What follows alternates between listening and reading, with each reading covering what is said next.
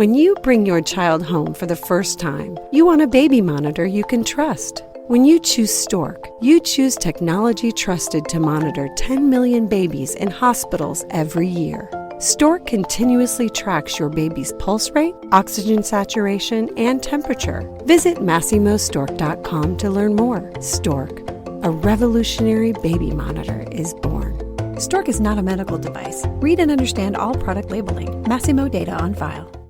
Moms and dads, I bet you can relate to this email. Kirk, my son is just like the kids you described in your podcast. He comes home feeling defeated after school, feeling like he isn't smart. But I got him Crunch Labs and he loves it. Building the new toy and watching Mark Rober makes him feel smart. And then he explains, talking a million miles a minute, like our kids do, all the cool science facts he's learned. It's like I get my real kid back when he's building his Crunch Labs toy.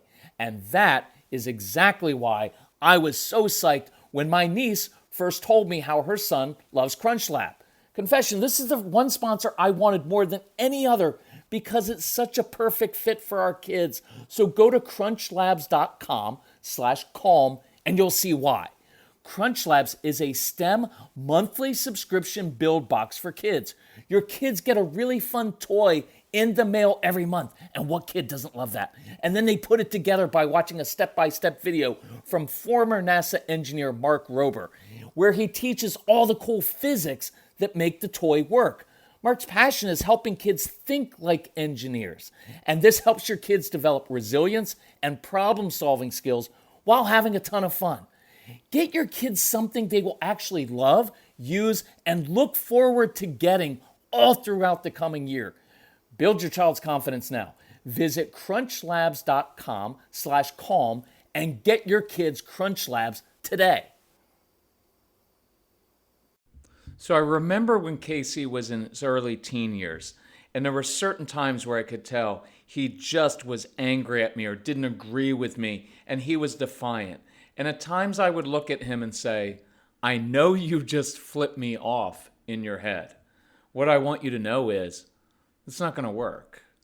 And that doesn't lead to anything good. So, if you're angry, if you're frustrated, you disagree with me, I'm good with that. Let's go for a walk and talk. When you're ready, I'll listen to you. I'll problem solve with you all day long. But if you think that you're going to talk to me like that or talk to mom like that, it's not going to work well for you. And it's not going to work in my home. That happened occasionally. Casey was defiant. We had about 1,500 so-called defiant children in our home. About 800 or 900 of those were diagnosed with something called opposition defiant disorder, ODD. Now, I have a bias here. I hate that diagnosis because while I know it's real, I think it's very rare, but it's thrown around all the time and put on kids who are not oppositionally defiant and they don't have a disorder. Are they strong-willed? Absolutely. Do they want their own way? Yes, of course they do. Do they sometimes or oftentimes backtalk? Do they push against authority figures? Absolutely. But they don't have a disorder and they're not oppositionally defiant because I've seen them in lots of situations. And when they're around a mentor or someone who believes in them, who challenges them, who's even tough on them, but understands them, they're not oppositionally defiant. When they're outside the home, a lot of times they're amazing kids with big hearts, right? And so, but we put this label on these kids as defiant. And again, I have a bias. I don't think most kids are just being defiant. I think their outward behavior and the manifestation, the outward expression of what they do is absolutely defiant toward you. But if I were to describe these kids, I would describe them as frustrated. They're very bright. They have an agenda. They have an idea of how they want things to go. They don't like to be told how to do things. They are stove touchers and they want to figure it out themselves. And when people come along and tell them to do things, they want to do the opposite of that. That's called being oppositional. I am oppositional. I don't like doing things the way people tell me to do it. I want to figure it out on my own, even if it's harder that way, even if I have to suffer worse consequences that way. That is the way I was made. It is the way I've always been. It is not an excuse, because I will take the negative consequences of that because it has served me well in my life. Now, I'm older. I'm more mature, so I know when to lay that down and humble myself sometimes, and I know when to use that as fuel when people say, you can't do that. And I'm like, oh, bring it. And that's what I want you to learn how to teach your kids. So on this podcast, as you can tell, I'm a little bit fired up, and I'm going to ask you to give me some latitude here because I didn't script this out. I don't on most podcasts, but I want to be able to get this out. And so if it's not as tight as it usually is, give me some latitude here because I want to flow with this a little bit. And I'm going to give you some tools to handle kids who are being defiant in a very direct way. But I'm also going to give you some tools to de-escalate and deal with it in a problem-solving way so we can add to your toolbox. Now, I can't get to everything, right? But I want to give you some tools, and this may go on a little bit, but it's worth it, especially if you have a defiant child. So, welcome to the Calm Parenting Podcast. This is Kirk Martin. I'm founder of Celebrate Calm. You can find us at celebratecalm.com.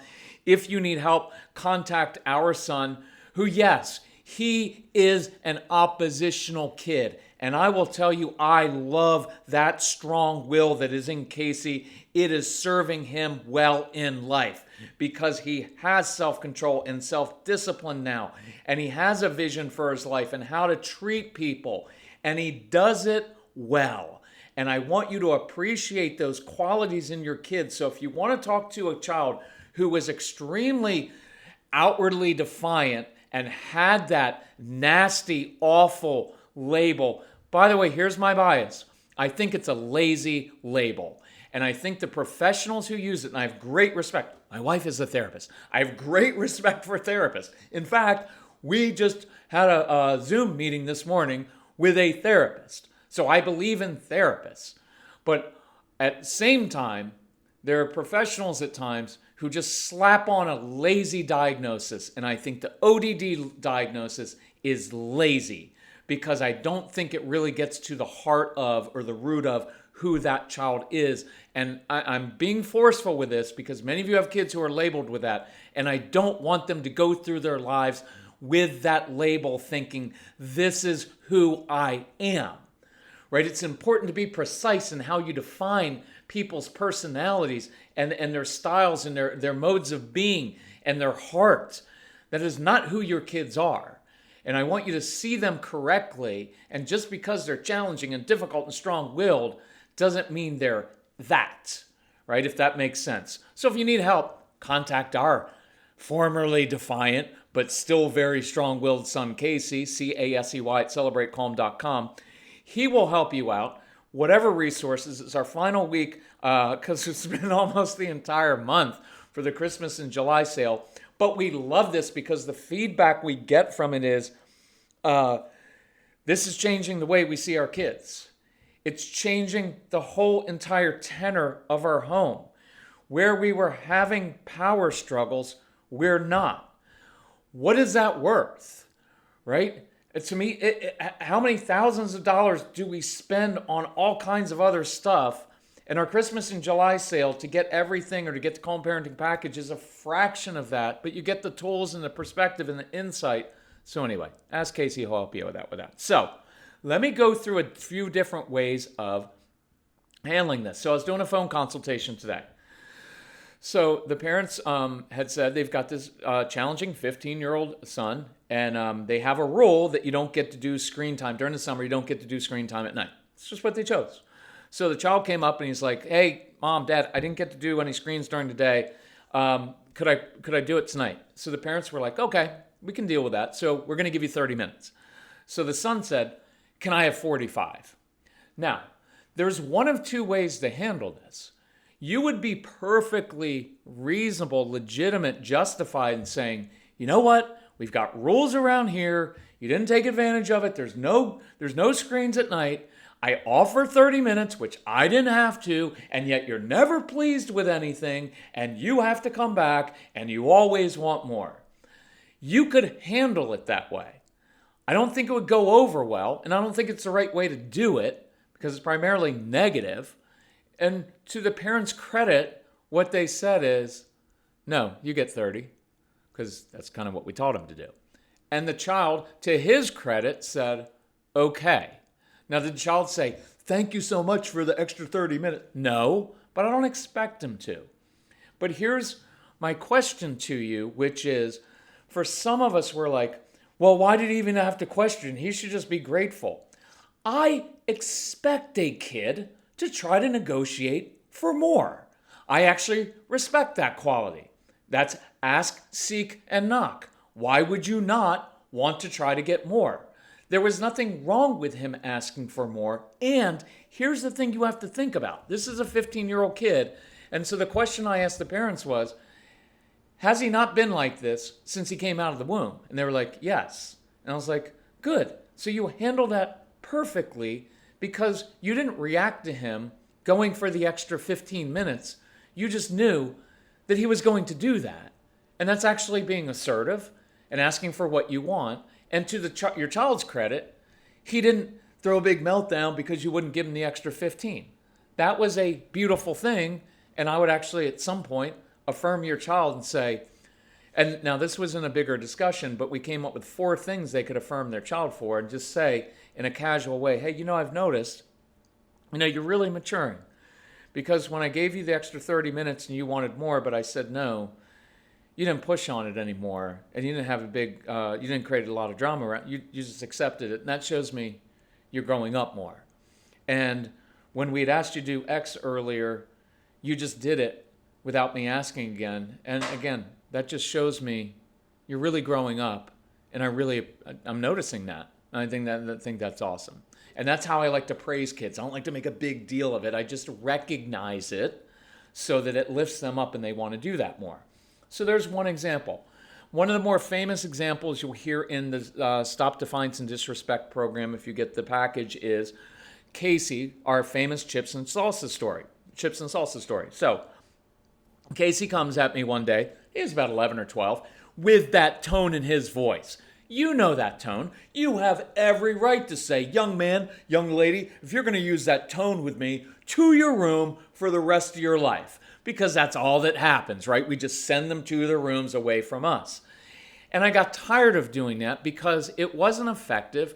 And what I learned was, whenever things got tense, I would send my son away from me, or I would withdraw. Why? Because that's what I did when I was a kid, because I was the third born out of 4, and my dad was not a great guy, and my parents fought a lot, so I learned to hide from things and disassociate from them. So I wanted to be able to handle this. So one day I looked at Casey and I said, hey, Case, listen, I've noticed every time you use that tone of voice with me, usually what happens is you're anxious, you're frustrated, or you're hungry, right? And so I'm giving him wisdom. This is the pattern I've noticed, right? You've heard me say this before. Hey, the last 38 times that you've used that tone with me, you were either anxious, frustrated, or you were hungry. Because those were his 3 triggers as a kid. Guess what's still are his 3 triggers? And I imagine when he's 55, my age, he will probably still have those 3 triggers. Now, he's older, so he's learned how to deal with them. But at that point, I'm giving him wisdom. If you know our stuff, you know that we talk about, instead of just, well, I just need to give him consequences. He doesn't need a consequence for it. He knows he can't use that tone with me. What I wanted to give him were wisdom about what's going on and tools to deal with it differently. So I said, Case, here's the deal. You have 2 options right now.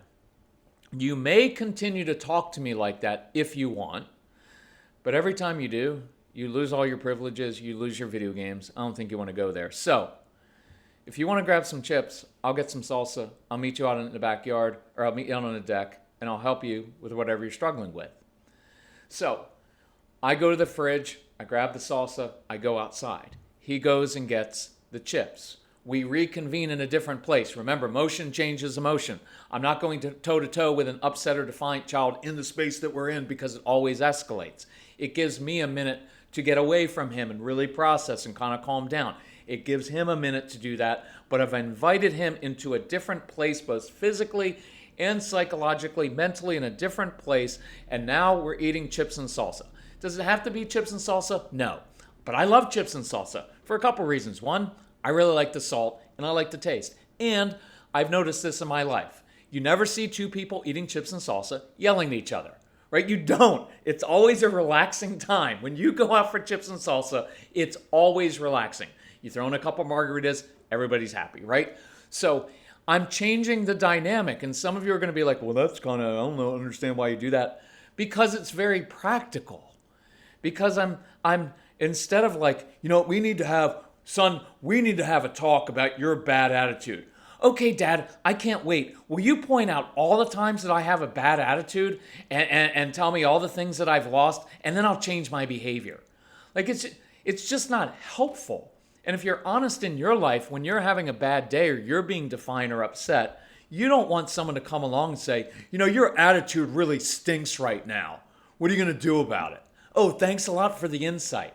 No, your attitude probably stinks because something else is going on. It doesn't mean it's an excuse for you to continue doing that.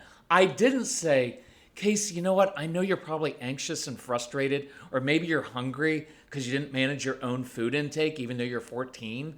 So if you're really anxious, why don't you just take it out on me and call me names and say all kinds of horrible things about me? That would be okay. I didn't say that, did I? I'm just saying I'm not reacting to it and I'm not taking it personally in the moment, because when I hear disrespect come from a child, now look, it can be pure disrespect. I'll do an example of that in a few minutes. But usually something else is going on. I'm the grown-up who gives wisdom and tools. And when I can sit and have chips and salsa or do some push-ups or go for a ride or whatever it is that we do to de-escalate with my son, I eventually get to the point where he says, Dad, I shouldn't have said that to you. I was just taking out my frustration on you. What I'm really upset about is X. And now we get to problem solve. You have a teenage daughter and she rolls her eyes at you or talks back. Again, you have every right to ream her and say, you're not going to do that.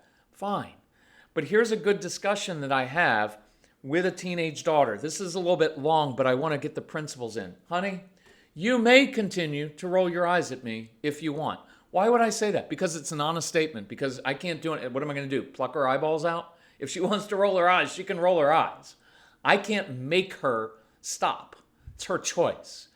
You may continue to roll your eyes at me if you want. I don't need you to respect me. That's a really important principle. I don't need you to respect me. See if this makes sense. I don't need, when my son was little, I didn't need Casey to respect me. I don't need his respect. I'm a grown man. I have something called self-respect. If you think that you're going to talk to me like that and then expect me to get up out of my chair and to get in the car and take you to an extracurricular that you're not even good at and that costs way too much money, that's sarcasm. Leave that part out. But if you think that you can talk to me like that and then I'm going to get up and take you places and run you around and make you special meals and do things, it's just not happening. That's not how life works, and that's not how things work in our home. See, that's a very good statement to make. I'm not saying, you know what, if you learn how to control your mouth, you're so disrespectful. When I was a kid, none of that matters. What matters is this. You stay calm, you stay even, you stay in control. You can lay down martial law in your home.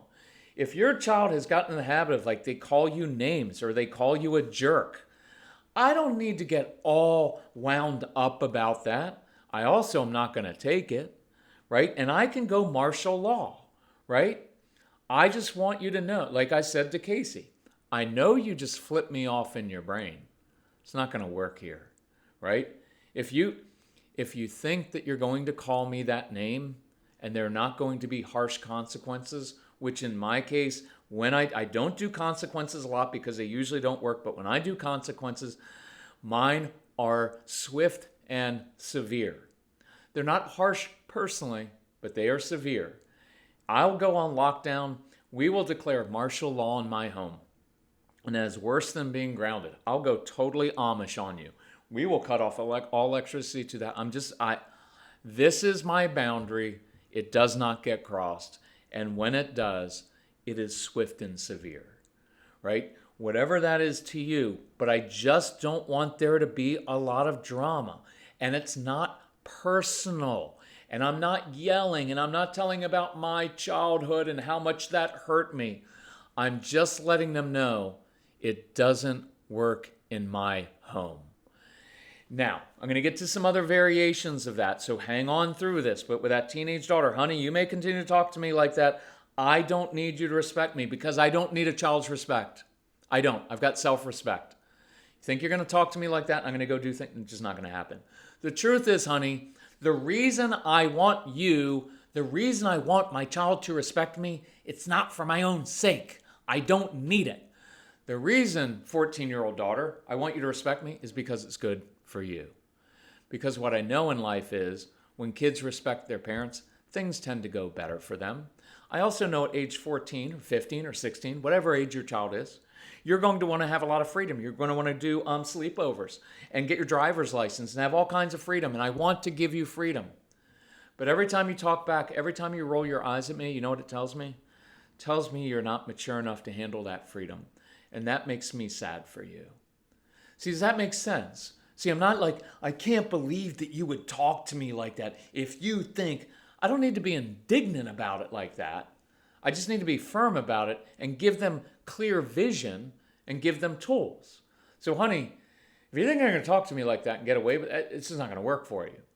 I know you want your freedom, but every time you roll your eyes, it just tells me you're not mature enough to handle it. And that makes me sad for you. See, it's not all about me. That makes me sad for you. Now, if you want to talk to me like an adult and you want to disagree with me respectfully, I'm all over that. I'm all ears. I will problem solve with you. I will listen to you and we will work through this. But if you're just going to call me names and you're just going to throw stuff out and do all kinds of stuff and not listen, it's just not going to work in the home. It hasn't worked before. It's not going to work. Now, if you have not done that before and you've allowed your child to do all those things, well, then you may need to apologize to them and say, I need to apologize to you. Because for the first 6 or 8 or 9 or 12 or 14 years of your life, I've led you to believe that it's okay to call me those names or to have that kind of attitude. And I've never really done anything. And so I apologize to you for leading you to believe that that was okay. But we're resetting now because it's not okay. Does that make sense? You can be very tough with your kids. There's just no drama. Defiance, anxiety. I'm not going to do this example. You'll hear it in our programs. Anxiety will cause a lot of defiance because anxiety is caused by unknowns, and you try to get a child to go to a new place, and if they have anxiety, they will shut down and say, I'm not going. You're stupid, Taekwondo's stupid, and I'm not going, and you can't make me. That sure sounds like defiance and disrespect to me, and I will tell you it has nothing to do with defiance and disrespect, and it's complete anxiety. And I don't have time on this podcast to do that, but that is pure anxiety. And only after you get to the root of the anxiety and give the child tools to know you're not being a defiant little snot right now, you're just a nervous kid, and I'll give you some tools to help you overcome your anxiety, well, then the whole problem goes away. And it wasn't a defiance issue in the first place. And I would encourage you and challenge you with this. After working with 1,500 kids in our home and almost 1 million families, most defiance in the home is not pure defiance. It comes from anxiety, or it comes from a broken relationship with your child. Most of this stuff just doesn't happen in isolation. There's something broken there in the relationship, and that child has some anger toward his mom or his dad, and that's why the defiance is coming out. And until you fix the underlying issue in the relationship, that's not going away. And you can justify it and hide behind, well, he's just defiant. Well, sure, but what else is going on? And you really need to dig into that. Otherwise, nothing ever gets fixed, right? And so I had written down here, what's really going on? Where's the pain coming from? Where's the frustration coming from? Some defiance will come from school and schoolwork.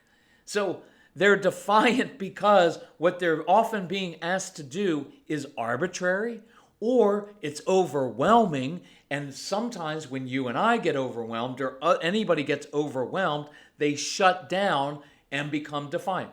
I'm not doing it. Was that pure defiance? Sounds like it, but it's not a defiant child or a defiant adult. That's an overwhelmed person who, when they feel overwhelmed, is either going to fight, they're going to go into fight or flight mode, or they're going to be paralyzed and shut down, and it's a protective thing that they do. Does that make sense? And that's why I want you to look, it's why I want you to go through the programs, because on a podcast I can go through one or two of these things, but in the programs we can go through all the different variations of this so you can pinpoint and say, oh, this whole time we thought we were just dealing with a defiant child. Sure, he's strong-willed, but it was anxiety, or he's overwhelmed, or he's frustrated. And so in school, I give a child some tools to do their schoolwork differently, to do their homework and take tests and study and achieve in different ways. And now they're not overwhelmed anymore. Well, if I'm not overwhelmed anymore, there's no reason to shut down. Does that make sense? I want you to think about this in a different way.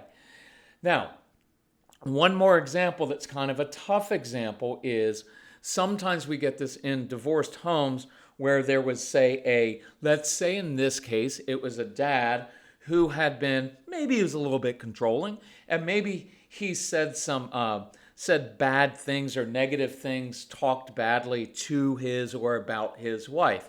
Well, now they're divorced and the child's growing up basically in the custody of the mom.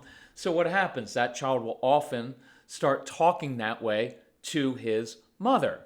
And it's hard because the child is often a few inches or a foot taller than his mom, right? So it's not like you're overwhelmed there. What are you going to do?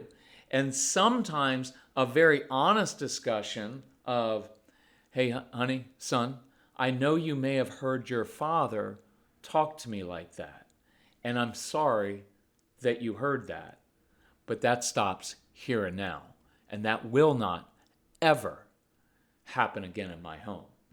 See, that's self-respect. That's dignity there. That is providing clarity to the child. It's not all mixed up about your emotions and how it makes you feel, and it's fine to tell your child, that hurts me when you talk like that. But that can't be the only thing, right? And in that is a very strong statement when you say, you may have heard that, but that stops now. That will not continue. That pattern will not continue in this home, right? So there are a lot of different ways that we can handle that. My preference most of the time is toward the chips and salsa of, hey, and sometimes I use a very low key, right? Like, hey, I know what's going on here, or I think I know what's going on, but it's not going to lead to anything good. So why don't you take a minute and rethink what you just said to me? Because I think behind that is probably some frustration, maybe some anger, and maybe I do need to apologize to you. Maybe we need to work on something. I'm happy to listen to you. I am not happy to, and I will not listen to you talk to me like that. But if you have real grievances, if you have pain and frustration, let's go for a walk. Let's eat some chips and salsa. Let's do something together, and we'll problem solve. But sometimes that very low-key response to it takes all the negative energy out of it. But that's you, again, this is the hard part, moms and dads, you staying in control of yourself and not reacting, but instead responding. Otherwise, they're going to be oppositional or defiant or whatever, they're going to lash out. And if you react to it, it continues the cycle. And what I want you to practice this week is one of these different responses that I just gave you. and really look to the root of it. If we can help you with that, reach out to Casey, because he was and is one of your kids. And all of these examples come from all of our experience, but they all come from Casey. At some point or another, he was defined because of the anxiety. There was a broken relationship between he and I, which caused some resentment and caused a lot of anger. There was the chips and salsa part of what something happened at school. And so he came home and took it out on his mom or me, and we just had to get to the root of it. There were times where I gave him a little bit of latitude, knowing of course he's going to ask for more, but then I'd affirm when he pulled back from it, when he handled it well. And there were times where he was just straight out defiant because he got too big for his britches and he would get too full of himself. And I would occasionally have to, in the old school words, bring him down a notch. But what I found is when I brought him down a notch, it wasn't from me being like I'm the authority figure. I usually did it through humility, and I usually did it in a low-key way that said, I don't think you want to go there, son. I think something else is going on, and I've got a lifetime of wisdom. You want to go for a walk with me? You want to meet me outside with some chips and salsa? I'll give you the benefit of the wisdom so that you don't end up losing all your stuff, because that's kind of where we're headed right now. See, that's a really great way to de-escalate. But again, I didn't give him permission. I didn't give in, but I'm also not escalating it and making it personal. So try that this week. It's hard. Of course it's hard, because anything worth doing is probably kind of hard to do. But I will tell you, it's extremely gratifying when you can turn that defiance into a bonding opportunity, and when you become that person in your child's life who, when things are all out of control, you're the one that they come to, because you provide clarity, you give them wisdom, you give them tools, and you calm them down, and you help them problem solve. That's a cool thing. So we've got the Christmas in July sale. Good look at celebratecalm.com. Email Casey at celebratecalm. We'll be glad to help you. Love you all. Talk to you again soon. Bye-bye.